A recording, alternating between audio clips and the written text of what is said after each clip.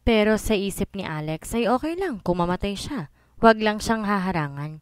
Kahit pa nang kausap niyang mukhang halang kaluluwa. Aling Francine, babalik na po ako sa studio. Makinig kang mabuti, Alex. Parang cobra na sumingasing si Francine.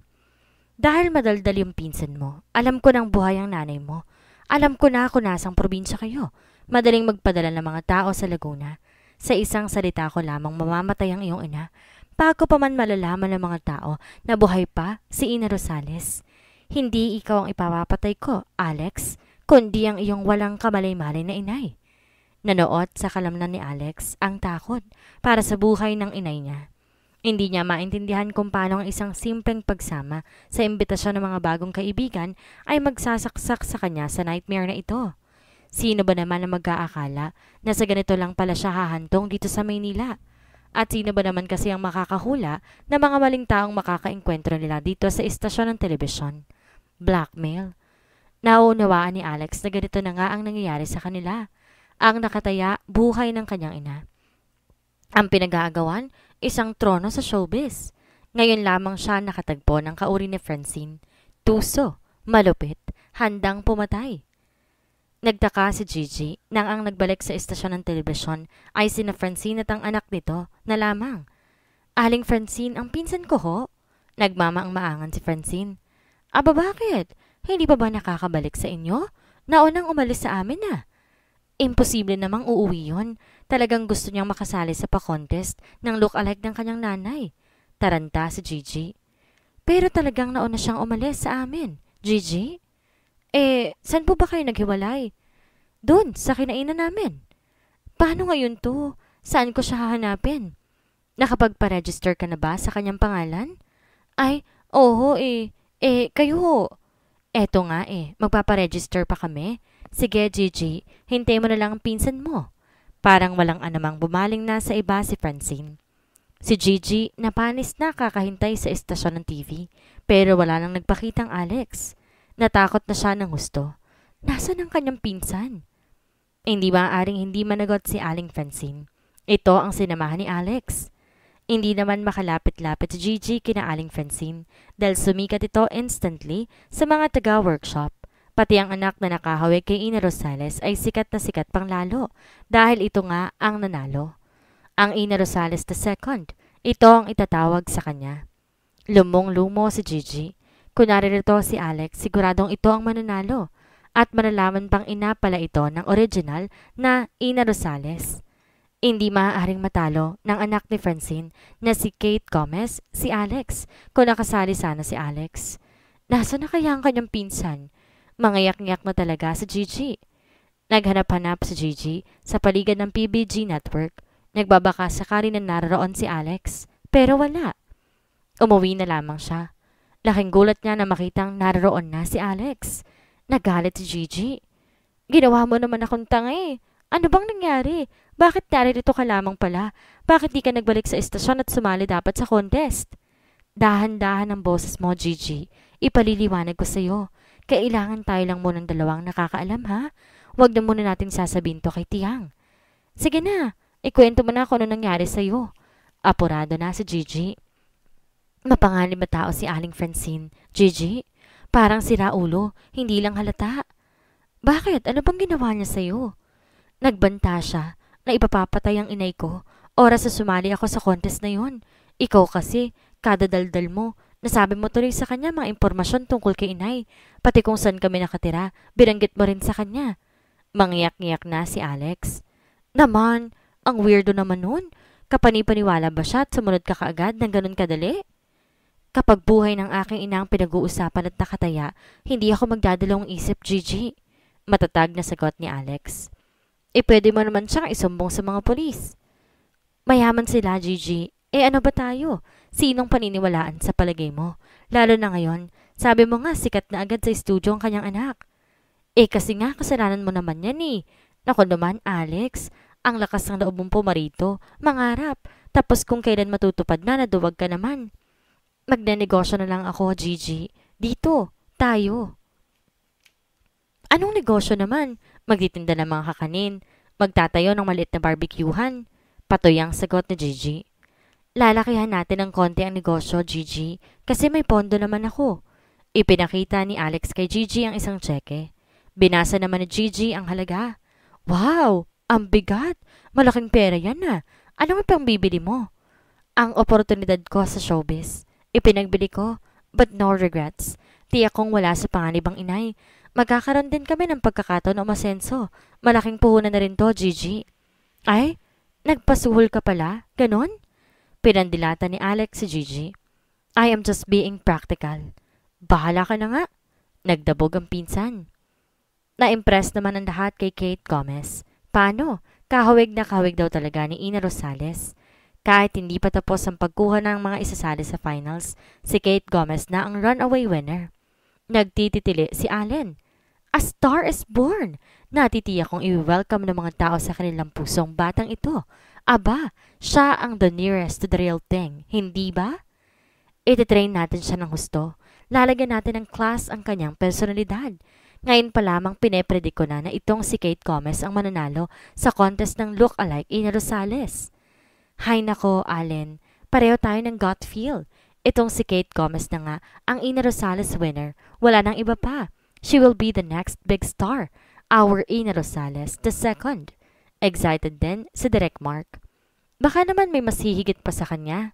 Si Mikay lamang ang tila hindi kumumpirme. The next best thing to Kate ay yung totoo na. Alam naman natin ang totoong Ina Rosales matanda na, uugod-ugod na, baka ubod na ng taba, o baka nasa 6 feet under the ground na, tigok na. Sumenyas pa si Direk Allen ng paghiwa sa kanyang leeg. Malay nyo, baka may anak o apo pala si Ina Rosales at yon magjo-join sa contest. Magiging future winner sa mga gagawin pa nating auditions. This is only the beginning, right? Mahirap pang musga kaagad tayo na yan ang si Kate Gomez ang panalo. Skeptic talaga si Mikay. Pabayaan mo na kami, Mikay. Sa aming prediksyon, this is what we feel, alright? Giit naman ni Direk Allen. Hay nako, basta ang natitiyak ko, napakamakulay ngayon ang mundo ng showbiz. May isisilang na naman kasing bagong estrelya na magniningning sa kalangitan. Pa-OA na nagmumwestra pa si Direk Mark. And she will be very different. Ina Rosales II, talagang phenomenal ang nangyayari dito kay Ina Rosales. Nawala na nga, sumikat pa uli. Dugtong naman ni Direk Allen. Baka lulutang din ang original na Ina Rosales. Who knows? Baka buhay pa siya. You're right, Mikay. If she is still alive, kung mauuso ng look-alike contest na patungkol sa kanya, imposible naman na hindi siya lalabas. First na naman ang PBG sa human interest nito. Ang kalaban natutulog na naman sa pansiteria. Shh! Saway ni Mikay kay Allen. Bawal na naman? Bakit ba? Bumuntong hininga si Mikay bago parang nagpaliwanag sa isang bata. Huwag sana ninyong kakalimutan, si Sir Edgar, ang presidente ng network na ito, ay happily married na sa isang sikat na dating field reporter ng kabilang istasyon. Nagsara ang bibig ng dalawang bakla. Nakabili ng magandang pwesto sa palengke ang magpinsan na Alex at Gigi. Ang ititinda nila mga dry goods. Sa unang buwan halos wala pang benta pero pumipick up nung sumunod na buwan. Marami kasi ang natutuwa sa kagandahan ni Alex at marami pa ang nakakapunang siya ay kahawig na kahawig ni Ina Rosales. Mainit na ang contest sa TV ng look-alike Ina Rosales kaya't sikat na sikat si Ina Rosales at ang kanyang legendary beauty. Sino man ang makakakita kay Alex ay talagang pumupuna. Bakit hindi ka sumali sa look-alike Ina Rosales? Ang laki pa naman ng prize. May contract pa sa PBG. Sisikat ka pang artista. Ganito, more or less ang sinasabi ng sino mang makakakita kay Alex. Para naman hindi hahaba ang kwento, ngingiti na lang si Alex. Hindi niya sinasabi sa mga taong ito na siya ang totoong anak ng tunay na Ina Rosales. Buo pa rin ang loob niyang huwag sumuway kay Francine Gomez. Walang balak na ipakipagsapalaran ang buhay ng kanyang ina. Lalo na nga at tiranggap naman niyang perang inalok sa kanya ni Francine. Regular na dumadalaw si Alex sa Laguna dahil sa kanyang ina. Hindi ka ba nagsisisi na hindi ka kasali sa contest, Alex? Tinatansya ni Ina ang anak. Hindi po. Maganda na po ang kita ng bago nating tindahan, inay. Let's say, talaga siguro hindi ako para sa show business. Hindi bale kung kusa kang umayaw, pero tinakot ka. Isa itong krimen. Maling-mali. Dahil sumunod ka sa mga kriminal na iyon. Kriminal sila ng totoong kaligayahan. Anak ko?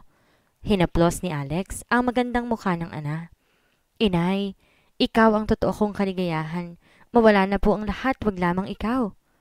Alam ko yon, Alex, pero nagpadaig ka sa takot. Sa isa pa namang walang hiyang estranghera. Kapag nakaharap ninyo si Aling Francine, inay, matutulad din kayo sa akin. Matatakot din. Nasa mga mata ng babaeng yun na papatay talaga. Nag-iisa lamang siya. Ang daming contestants. Hindi siya worried sa iba pang contestants. Sa akin lang, dahil nga alam niya kung ano at sino talaga ako. Salamat sa kadaldalan ni Gigi. Ang huling statement ay patuya sa kanyang pinsan na ang kadaldaran ang mas mapapahamak sa kanya. Si Edward ay may paborito na sa mga look-alike contestants. Ang pangalan nito, Kate Gomez. At umaasa si Edward na ito talagang si Kate ang mananalo. Hindi siya nagsasawa sa contestant na ito. Nanonood talaga siya ng personal sa studio basta nagpo-promote si Kate Gomez kasama ng iba pang finalist ng event na look-alike Ina Rosales. Hindi kasing arrogante si Josh. Si Edward ng kanyang Kuya Edgar. Pagdating sa pag-ibig, naging espesyal sa kanya si Kate Gomez. Ang paboritong contestant ng look-alike, so be it. Hindi siya mahiyang ipakita ang interes niya dito. Bulong-bulungan na nga sa buong network ng isang matatas at isa sa mga may-ari ng network ay magusto sa isang strong contender ng look-alike Ina Rosales. Nahulaan kaagad ng Chismis Brigade kung sinong tinutukoy ng usap-usapan. Kaya nga siguro marami kaagad ang tumatrato kay Kate ng maganda. Sa network, sino man na makakakita kay Kate, bati kaagad. At siya ang pinakapaboritong workshopper ni na Direk Allen at Direk Mark. Namamayagpag naman ang gusto si Francine dahil sa kapalaran ng anak. Di nga siya nagkamaling pairalin ang mapanganib niyang pagkatao. Huwag lamang mabulilyasong pagsikat ng kanyang dalaga. Kapag marami ng trabaho sa mundo ng mga artista si Kate, may maikakatuwiran na siya kung bakit napakarami nilang pera. Ang involvement niya sa droga, mas malaki ang tsansang hindi matutuklasan ng otoridad. Hindi na nga siya iniimbestigahan ng mga ito dahil hihina ang posibilidad na siya ay drug lord. Kumikita yata sa showbiz ang kanyang artistang anak, so doon ang gagaling ang marami nilang pera. At kapag sikat na si Kate, magkakaroon na sila ng estado. Hindi na sila basta-bastang magsasaling ng kahit na sino. Ligtas talaga siya, basta't sumikat ang anak. Minomonitor naman niya si Alex. Gaya ngayon, bigla na lamang siyang sumulpot sa palengke kung saan may pesto sina Alex. Kamusta, Alex? Nakangiti pero iba naman ang sinasabi ng mga mata ni Francine. Lumamig kaagad ang buong katawan ni Alex sa matinding takot. Basta't nakikita niya ang babaeng to para na rin siyang nakakita ng burol ng kanyang ina. Narito pala kayo, Aling Francine? Malaki na ba ang kinikita mo araw-araw? Pwede na ho. Good. Very good. Nasa mabuti ka na ring mundo, Alex. Makontento ka na sana dito. Tandaan mo, oras na nagulo ang napipintong pagsikat ng aking anak, mawawalan ka ng ina.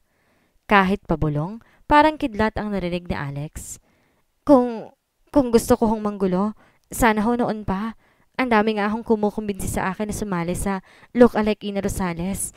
Nakikita ho nilang kahawig talaga ako nang di nila alam may aking ina. Pero kahit pa ho siguro presidente ang mag-utos sa akin na sumunod sa kanya, hindi ho ako ganun kadaling papayag. Formal nang nagpahayag si Alex. Ano ang sinabi ng iyong dakilang ina? Hindi niya ho ako itinutulak papunta sa show business dahil alam ho niya na hindi madali ang buhay doon. Ako lang naman ho talaga sana ang may nais magpatuloy na hindi na ituloy ng inay ko. Pwes, burahin mo na talaga ang showbiz sa mga ambisyon mo, iha. Ikaw at si Kate, hindi dapat magkasama sa iisang mundo. Naroon na ang unika iha ko. Huwag ka na sanang sumiksik pa dito. Tumango si Alex, very meekly. Kapag wala sa harapan niya si Francine, hindi talaga maintindihan ni Alex kung bakit nanginginig ang kaluluwa niya sa babaeng iyon. Pero naniniwala siya na hindi po pwedeng daanin sa lokohan ang usapan nila ni Francine. Kanina pa nakaalis si Francine. Ganito lang naman ito kung magpakita sa kanya sa palengke. Sandalian lang. Para bang nagpaparamdam lamang? Umahango si Gigi na may dalang tabloid. Alex, tingnan mo tong write-up ni Kate oh. Nakakainggit. Shh! Tumigil ka dyan. Baka lalo tayong mapasama sa kadaldalan mo. Kung banggitin mo si Kate, halatang may kaugnayan tayo sa kanila. Oo na. Ibubulong na. Basahin mo tong write-up na to at tingnan mo kung sino nagkakagusto kay Kate. Kinilig talaga si Gigi nang may panghihinayang. Tinunghayan nga ni Alex ang write-up. Naroon ang gwapo at tila Latinong Vice President ng PBG Network, ang binata pa na si Edward Villanueva. Ayon sa report, espesyal na espesyal daw kay Edward Villanueva si Kate Gomez, ang tinatayang mananalo sa Look-alike Ina Rosales contest. Dahil daw pala gandang-ganda si Edward sa dating nobya ng kanyang ama. Namutla si Alex. O bakit? Dinunggol siya ni Gigi. Mabuti na lamang pala at wala ako doon. Nanginginig ang boses ni Alex. Ayaw mo? Ang gwapo-gwapo nito si Edward Villanueva, oh. May-ari pa ng PBG. Anak siya ng lalaking bumigo sa aking ina. Ang kanyang ama ang dahilan kaya biglang tinalikuran ng inay ang malaking kapalaran niya sa TV at pelikula. Ang kanilang pamilya ang dahilan kaya ang tagal kong nakatagpo sa maliit na bahay namin sa Laguna. Punong-puno ng hinanakit si Alex. Nako naman, wala namang mangyayari kung magtataim ka ng puot, girl. Hindi madaling makalimutan ang ganoong klase ng atraso, Gigi. Hindi naman kasalanan ni Edward ang kasalanan ng kanyang ama. Kung kasalanan nga na umibig sa iba ito. Ano ka ba? Kakampi ba kita o ano? Napagdiskata na ni Alex ang pinsan. Sama tayo, sa hirap at sa ginhawa, pinsan. Yun naman pala eh. Dapat galit ka rin sa Edward na yan. Kinilig na naman si Gigi. Hay, ang gwapo eh. Alam ko imposible magkagusto sa akin to. Pero kung sa'yo, pwede na rin. Para na rin ako naambunan. Kasi pamilya pa rin natin siya mapupunta. Wala. Kahit sa bangungot ko ang lalaki yan, Gigi. Gilit na giit ni Alex. Wala raw. Wala nga ba? Pero sa mga panaginip ni Alex, lagi palang naroon si Edward Villanueva. Mula nang makita niyang litrato dito sa tabloid at mula nang malaman nagkakagusto ito sa look-alike ng kanyang ina, may kung anong sakit at panghihinayang siyang nararamdaman. Pilit man niyang palisin. Gusto na rin niyang na maawa dito. How pathetic! Nakukontento na lamang sa look-alike. Paano kaya kung makita siya nito? Siya na replika talaga ng nanay niya at dugo at laman talaga ni Ina Rosales. Posible bang sila ang magpapatuloy sa kwentong hindi natapos ng mga magulang? Si Alex na rin ang nagtawa sa kanyang sarili, sa kanyang pangarap na masasabing isang malaking kahangalan. Napanood ni Alex sa TV ang finals ng Look-alike Ina Rosales contest, isang napakalaking event. Ang head ng Board of Judges ay si Edward Villanueva. Halos hindi makahinga sa pagtitig si Alex kay Edward nang ito'y titigan din ng kamera. Nag-close up pa ito ng matagal sa screen ng telebisyon nila ni Gigi. Nakumpirma ang matagal na niyang alam. Ito ang klase ng lalaking babaliw sa kanyang puso. Kailalim kung tumitig, pati kaluluway parang kanyang aarukin. At kapag ngumiti na may talagang mabibighani ka na mga mapuputi at pantay-pantay ng ngipin. He has that very easy smile. Pero na ma-close up nitong nakapormal, kaya ka ring yanigin ang otoridad nito na hindi na kailangan nitong ipangalandakan. Gusto na nga rin tuloy maniwala ni Alex na maswerte nga si Kate Gomez at siya kay malas naman niya. Gaya nga ng inaasahan, si Kate Gomez ang nanalo. Hindi na sayang ang katusuhan at katapangan ng ina nitong si Francine. Si Edward Villanueva ang naglay ng korona sa ulo ni Kate at nagsabit ng sash. Nag-abot din ng mga bulaklak. Hinalikan pa niya ito sa pisngi at niyakap. Kitang-kitang espesyal nga kay Edward ang nanalong look-alike. Nasa dreamlike stage naman si Alex habang napapanood iyon. Parang siya ang naroon, ang niyayakap at tinahalikan ni Edward Villanueva. Unfair bang siya ang wala doon at sa halip isang napakalayo lamang na look-alike ng kanyang ina? Ganito na lamang ba ang kapalaran nilang mag-ina? Bigo sa pag-ibig. Hindi natutupad kapag sa isang Villanueva umiibig? Sa studio, kung saan nangyayari ang tagumpay na mag-inang Francine at Kate, electrifying ang paligid. Sadyang ang napakalakas ng hatak sa madla nang di na nakikitang si Ina Rosales kung kaya't ang pagkapanalo ni Kate Gomez sa look-alike contest ay ipinagbubunyi. May katumbas na rin sa trono ni Ina. Ganito ang pakiramdam ng lahat ng tao. Si Francine maloka-loka sa kaligayahan kapag nagkataon mapapabilang na sila sa angka ng mga Villanueva.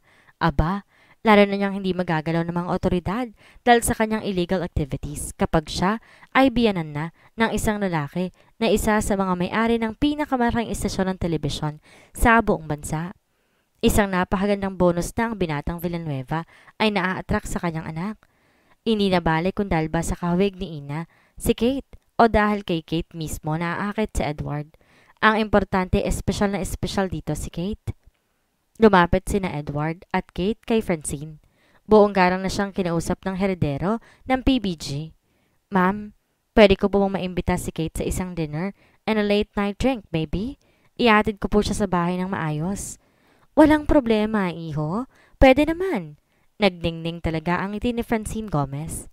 Thank you. Yumukod pa si Edward. Aalis na kami, Mommy. Palihim pang kumindat si Kate sa ina. Noong nasa kotse ng dalawa, may magandang suggestion pa si Edward kay Kate. Payag ka bang after dinner and a drink, tumuloy tayo sa bahay ng parents ko? Nararoon din ngayon ang sister at brother ko. Gusto ko makilala kanila ng personal. Si Elle lamang o si Eloy ang nakakakilala sa iyo ng personal. The rest hindi pa. So, what do you say? Lalong kinilig si Kate. Why not? Nakangiting kumot. Takagad siya sa cellphone ng ama na si Edward. Dad, I'm bringing home the winner. Si Kate, to meet the family. Napatikim si Edwin. Anak, ngayon ko lang magdadala ng babae sa atin ah. Tumawa si Edward. Well, she is quite special. Gusto mo ba siya dahil kahawig siya ni Ina? O gusto mo talaga siyang totoo? I hope your answer is the second one, son. Natigilan sandali si Edward, pero nakabawi din kaagad. Of course naman, Papa. It's the second one. Gusto ko siya for the sake na gusto ko siya. Why is it that I'm not convinced? Tumawa na naman ng malakas si Edward para itago ang panghuhusga. Papa naman, mas marunong pa kayo sa may katawan. Oh, sige na. Panalo ka na. Bring her home. Sure, I will. Huwag niyo munang paalisin ang mga kapatid ko at pamilya nila hanggang di kami dumarating, okay? Masusunod, anak. Hindi ko muna sila bibigyan ng mga inuutang nila sa akin para maghihintay sila. He laughed at his own joke. Sino yung kausap mo? Curious namang nagtanong si Kate kay Edward. My father. He really makes me laugh. Ang dating nobyo ni Ina? Aha. Gusto ko rin talaga siyang makita in person. Imagine, siya ang inibig noon ng babaeng hanggang ngayon, kinalolokohan ng kasalukuyang henerasyon. Di na nga lang nila nakikita except in that one picture. Tumango si Edward. But you are here to fill up the vacant throne, right? Ang kanyang trono karapat dapat na mapunta sa iyo. Inilapit pa ni Kate ang mukha niya kay Edward. At iyon ang isang imbitasyon. Kaya naman hindi nagsayang ng pagkakataon ng binatang Villanueva. Hinalikan niya sa mga labi ang look-alike ni Ina. Pumikit pa nga si Edward para namnamin iyon. Pero ayawan niya kung bakit hindi niya maramdaman ang halik na iyon hanggang doon sa kaibuturan ng kanyang puso. Init lamang, paghahangad, kay babaw. Natigilan si Edward. Why is he rushing things? Bakit ba nga minamadali nilang dalawa ni Kate ang lahat? Paano kung pareho silang sa isang ilusyon lamang umiibig? Hindi makakatagal si Edward kung ganun lamang ang dahilan ng contact niya sa babae. Purely carnal. He let go of her lips, pero nakangiti siya. Hindi malalaman ni Kate na kaya siya bumitiw ay dahil walang sariling dahilan ang halik. What he was looking in a kiss, it was not there. At basta wala, hindi makakapa kailanman.